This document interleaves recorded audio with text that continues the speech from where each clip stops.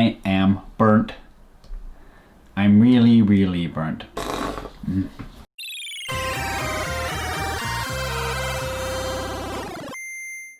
You're watching Pat Plays.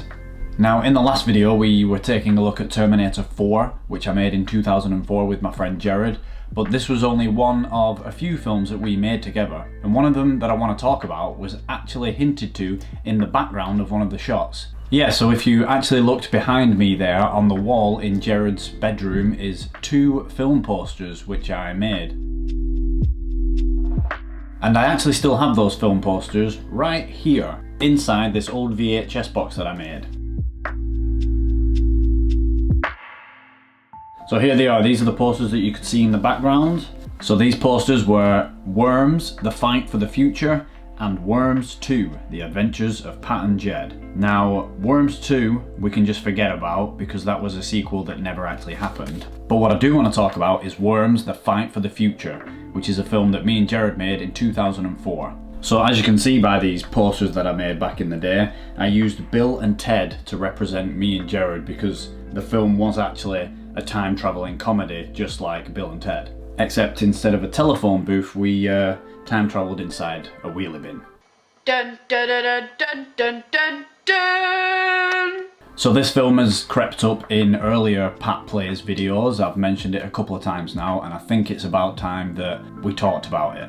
But before we talk about the film, I think we first need to talk about the 77-page graphic novel adaptation that I made around 2007-ish. But before we get into this, I think we actually first need to talk about the history of my drawing in general. So drawing and sketching and art is always something that I've been pretty passionate about. Obviously I was more into it when I was younger, and then as I got older it got replaced by filmmaking. So I just want to take a look at sort of the history of my drawings and how they've progressed through the years. And then once we've gone over all that, we'll finally be able to talk about the movie adaptation of Wormz. And then after that, we can finally talk about the film itself. So I'm probably going to split this into 3 parts. So part 1, we're going to begin with this class of 2003 St. James the Less Primary School leavers book, which we obviously made to take with us when we finished primary school. There's me at the bottom with a shaved head, something that I still have put off doing during lockdown. So this is a book that included all the students in that class. It has a photo of us at the top, and then it asks the same questions to everybody, and then obviously you give your answers so that when you're older, like now, you can look back at the answers that you gave at the time. So here we go. Name, Patrick Holt. Nickname, Padarickinson. Hobbies, skateboarding and drawing. Favourite school subject, art. What I would like to do, become a cartoonist. The person I most admire, Matt Groening. Yeah, I guess I spelled that wrong, but it's basically the creator of The Simpsons. What I like most about myself, my drawings. What others do say about me, I'm good at drawing. So there you go, pretty much everything about me in 2003 was to do with art and drawing. Oh, this is pretty funny. At the back of it, they asked everybody to give them baby pictures, and obviously they scanned them in and then they added them to the booklet. Let's see if I can find me. Where am I? Yep, there we go. Of course, there I am, always the jokester. Wait a minute.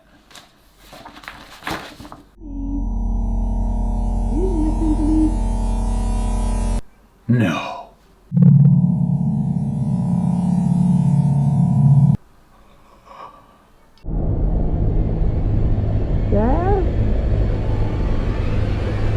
Billy!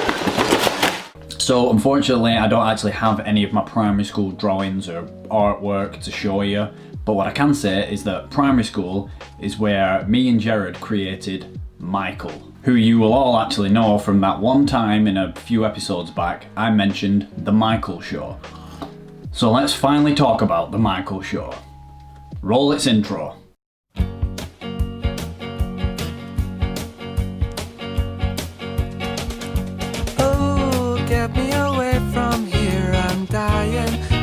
Song to set me free.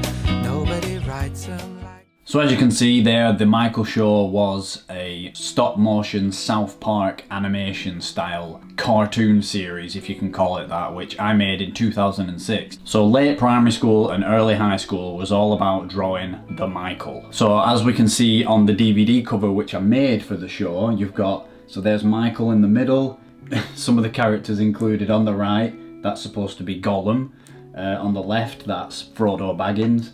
Up there on the top right is Johnny Vegas, and on the left there, that's actually the ITV digital monkey, which used to do the ITV digital adverts with Johnny Vegas.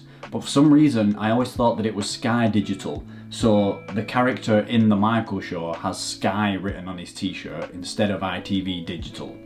And then on the inside there, you've got Michael's younger cousin John, I think it is, and then these guys here, that one's Clements, and then the guy sat on his head, his name is Hat.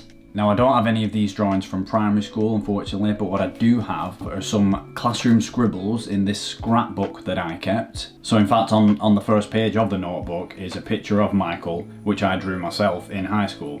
I believe this was like inside a school diary maybe. There you have the first ever drawing of Clements, there he is.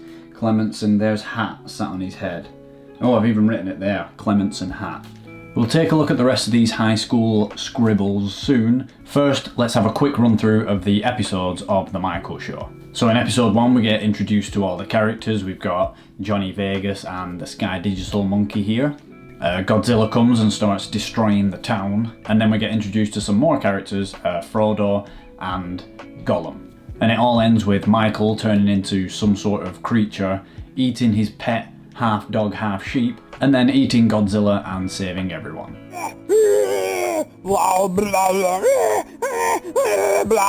That was episode 1. In episode 2 we get introduced to Michael's mum, and Michael pulls a Ferris Bueller so that he can go to an amusement park with his friends.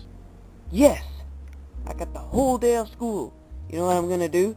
Me and Frodo are going to that new theme park that just opened. Whoa! Woo! Woo! Yeah, woo! Woo! The Sky Digital monkey goes on a bit of a shooting spree, and that's it. On to episode 3. Episode 3 is the first time we get introduced to the Lost style room, where we have the computer and the timer on the wall. So this was obviously during the time that I was really big on Lost, and I made it so that Michael had to take control of the giant electromagnet just like Desmond had to do, and reset it every 108 minutes. And when people start asking questions about it, this is when Michael goes on a killing spree of his own. Hey, what the hell are you doing? Why did you kill... Hey, little Michael, are you gonna... Oh my god.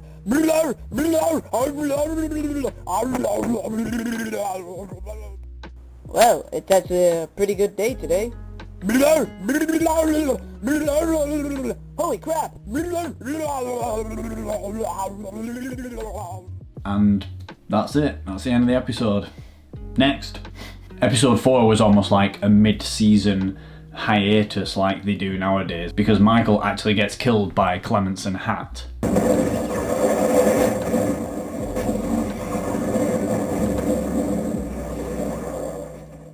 Woohoo! Whoa! Did you guys see that? I dodged a bullet. I dodged him and And then it brings all the characters together like some sort of big finale. And it's the first time you actually see all the characters in one frame. In episode 5 we actually see what happens when Michael lets the numbers go down to 0 by accident, and this causes the electromagnet to pull a plane out of the sky, which comes crashing down. And it just so happens that the WWE wrestler Jeff Hardy was on that plane, so he makes an appearance in episode 5. oh, Jesus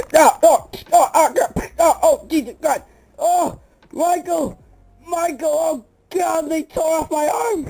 Episode 6 you've actually already seen a little clip from, because this was the Alien vs Predator episode, where Clements and Hat tries to kill Michael again by using their new pet, the xenomorph alien. When the timer gets to 4 minutes, the alarm will sound, and we have 4 minutes to press the code into this computer. What's that? Oh my god! No! No! No! But now we have episode 7, which is just completely wrestling themed. And it's just the characters of the Michael Show fighting each other in a wrestling ring. In episode 8, the final episode of the Michael Show, we were introduced to Michael's younger cousin, John, who just constantly gets nosebleeds. Oh god, no! Oh god, not nosebleed! Oh no, a nosebleed! Oh god, I haven't got any tissues! Oh god, I slipped up and the blood went into my brain! Oh god, someone got, oh nosebleed! Get me to your house quickly! Oh god! And that's it, that's the episode. There was also another episode which isn't part of that main series, which was introducing Clemenson Hat as a new character. Alright, show's over, come on, show's over. Wait, what are you doing? Get off, come on, everybody knows this is my show. Now, I hope that's the last I'll be seeing of them.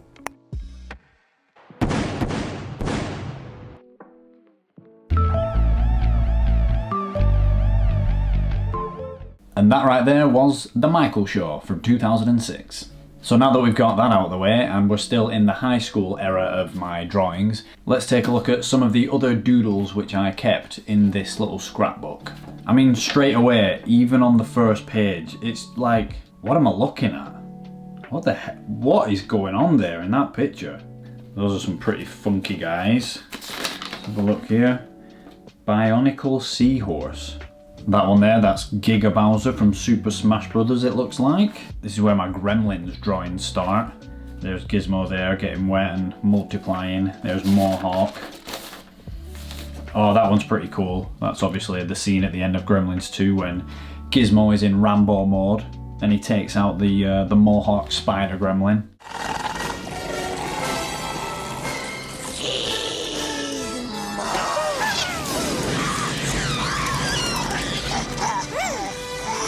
Gremlins and Gremlins 2 is a series of films that I was absolutely obsessed about in high school, and to be honest, I still love them now. So you know what, it's Pat Plays. Let's quickly look at some of the Gremlins DVDs, Blu-rays and Laserdiscs that I own. So first up we've got the Gremlins Collection on DVD with Gremlins 1 and 2 inside. There's not really much when it comes to special features on the first film, but this DVD of the second film actually has quite a lot of behind the scenes stuff and tons of deleted scenes that didn't make it to the film. So obviously seeing all them for the first time when I was younger absolutely blew my mind. Next up we've got Gremlins and Gremlins 2 The New Batch on Blu-ray. The first one here is Gremlins, which has this really ugly artwork on the front which I'm really not a fan of. But this Blu-ray is just absolutely crammed with special features. Slide that off, there it is, and you've got 2 discs. There's disc 1, movie and special features, disc 2, bonus special features. So you've got special features and bonus special features right there. And here we have Gremlins 2 The New Batch. This is a premium collection, Blu-ray plus DVD plus digital download. This is actually one of my favourite films of all time, and I was so happy that they finally released it on Blu-ray and they gave it the treatment that they did. And before you even get to the discs, you get these sort of promotional art cards. There's the original poster, nice little shot of Gizmo, one of the Gremlins there, Gizmo and Billy, and there you have the 2 discs. Pretty annoying that they don't actually tell you which is the film and which is the special features, so every time I go to watch this, I always have to put one disc in, take it out and put the other one in. What were they playing at? And finally, I did mention them in a previous video, we have Gremlins and Gremlins 2 Japanese release on Laserdisc. I absolutely love the amount of shots that they show from the film on the back of these covers. And there you have the disc itself. This is another one you'd have to flip. There's Gremlins written in Japanese, but I think they've kept the font the same, which is cool. So there's side 1 and side 2. And then next up we have Gremlins 2 The New Batch. This one really just caught my eye straight away because of the bright baby blue background and this yellow circle around Gizmo. Nothing about it makes sense. They're just all these random badly cut out pictures of the Gremlins from the film. On the back you get tons of shots from the movie itself. There's the late Christopher Lee. And inside there we have the disc with side 1 and side 2. But that's enough of the Gremlins now, let's get back to these doodles. There you've actually got more Gremlins. There's some of the Mogwai from Gremlins 2, a few more pictures of them there. That one there's a weird scribble version of Edward Scissorhands. Here we've got a cool cartoonish image of Freddy Krueger there. That was another thing I was big on back in the day. Nightmare on Elm Street films. There's a Predator. We all know I was big on Predator and Alien too. And another Freddy Krueger there. That one's based on his look in Wes Craven's New Nightmare. That's a pretty cool front-on image of the Pred alien. Oh, and check this out. That's Devastator, which is the transforming tank from Michael Bay's Transformers. So I'm guessing this was around 2007 when that film came out. And on the back there we've got Starscream. There's the F-22 Raptor version, and that's him when he's transformed. I have to say that the Michael Bay Transformers films are a bit of a guilty pleasure for me. The first one, Revenge of the Fallen, and Dark of the Moon being my absolute favourites. And speaking of this Devastator tank, here's a stop motion animation that I made in 2007 of the toy of this tank transforming.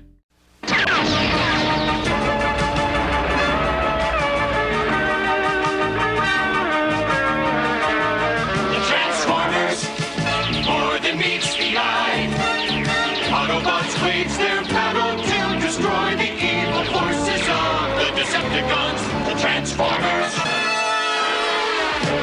Hey, you're getting a lot more than just pictures of drawings in this episode, aren't you? And lastly, there's a little cartoon image of a science teacher that I really didn't like.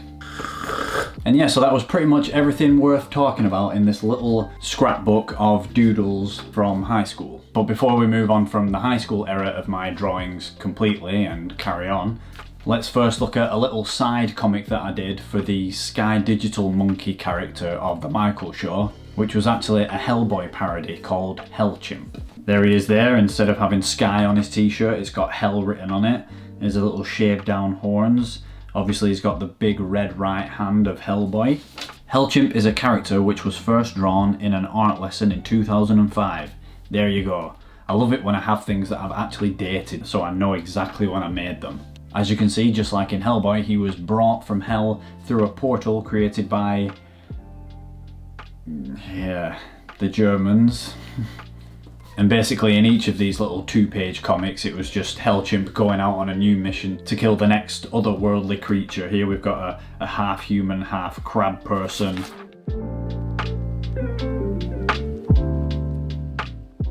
Then we've got a robot with a human heart in its chest. And then in the last one I did, we find out that he has a flatmate called Joe, and him and Joe both end up being captured by the Saw puppet and being placed into these Saw-like traps. Joe's is obviously the one from Saw 2 that clamps shut on the guy's head. But yeah, that was Hellchimp, and I needed to talk about it now because I'd never get a chance to bring it up in any other video, I think.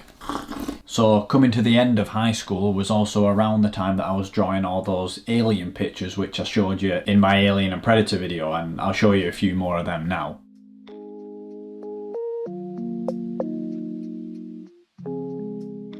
And then after that, the next time that I used my drawing skills was for the covers that I made for the DVD collections, which I was putting together of all the films that I was making at the time. And I did actually go through these in the first Pat Plays episode, but I'll let you have another look at them right now.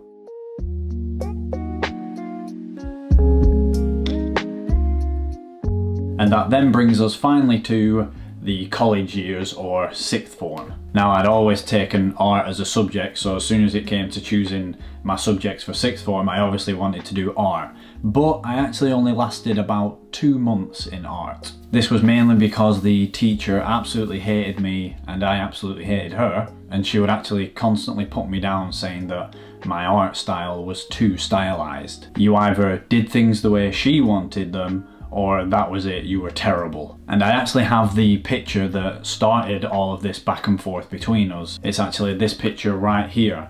So this is my version of, I believe it's an MC Escher sketch of a gentleman holding a mirror ball, and I'll try and show you some side-to-side images now of the real one and my version of it. And I actually think I did a pretty good job, but as you can see from mine, it's slightly more cartoonish and the lines are a lot thicker and harsher, which is definitely more of my personal style. But looking at them now side by side, I actually don't know what her problem was, but she said that it was too stylized and it wasn't realistic enough, and that's what basically started our mutual hatred for each other. And I've just got another 2 examples here of my art sketches from the short time that I spent in art in 6th form. This first one here is a bag of bananas. So this is simply just a picture of a bag of bananas, but again, as you can see, I've used like really harsh lines all around it, which is just my style. And this is definitely more obvious in the next picture, this one here, which I believe it's just 4 vacuum sealed apples in a container. And here at the bottom and around the top, where the light is obviously reflecting from the windows wherever the original photo was taken, I've chosen to draw these as actual full blocks rather than like shading them in. But that actually wasn't where my drawing stopped, because every year for the past, I'd say about 6 years, it's been a bit of a tradition for me when giving a birthday, Christmas, anniversary or Valentine's card to Sammy, my girlfriend, I will draw a picture inside the card just to make the cards a little more personal and something that's really worth keeping. So I'm going to show you a few of my favourite ones now, and I'm going to try and cover up the sappy stuff, you know. Here we've got the first one, a birthday card. Oh, so this was her 21st birthday. So as you can see here, I've actually drawn 21 Frenchies and pugs, and man, it just looks like a scene from the Gremlins or something. There's 2 there holding up a cake with 21 candles on at the back as well. Next up, love from me. There's Benji eating his very favourite custard creams. Next is another birthday card. There you've got Benji popping his head out of a MAC makeup bag with a makeup brush in his mouth. Next one, we've got Benji here with a Harry Potter wand, wearing the Harry Potter Hogwarts uniform. That was because along with this card I had tickets to go to the Harry Potter studio tour in London. Next up is a Christmas card. Oh, I love this one. So this one's Benji. There he is peering over the table with hearts in his eyes, looking at his food bowl filled to the brim with a Christmas dinner. Here we've got another Christmas one. 3 stockings over the fire. There's the Frenchie and the pug, and there's Benji in the middle. This next one is an anniversary one. This was our 5th year together, so we've got 5 dogs there. Benji's the one in the middle, and they've each got the number of the years on the tags. There's 1, 2, 3, 4, and obviously Benji is year number 5. Here's another Valentine's Day one. There's Benji with his mouth covered in chocolate and his paw prints leading away from the classic Valentine's heart-shaped chocolate box, which is obviously just raided. Oh, this one's pretty crazy. There's Benji with a classic Scottish tartan hat on, and he's chewing on some bagpipes. And the reason I drew this one is because it was when I surprised Sammy with her trip to Scotland for her birthday. Okay, it's your birthday, lassie! And finally we've got a Christmas card here. This was actually from the Christmas just gone. And there we have How the Benj Stole Christmas. And there's Benji dressed like Max from The Grinch with his antler tied to his head and his Rudolph nose leading his way. And obviously he's dragging the sled there with all the presents in the sack. So yeah, there you go. I still get to flex my drawing muscles at least 3 or 4 times a year. And that was a little look back at my history of drawing and art. And now that I've got all that out of the way, we can finally start to talk about the Wormz graphic novel adaptation. And then once we've got through that, we'll talk about the film itself. So in the next Pat Plays episode, we will finally be taking a look at this 77-page artistic masterpiece. This has been Coffee and Nostalgia, and I will see you next time for part 2.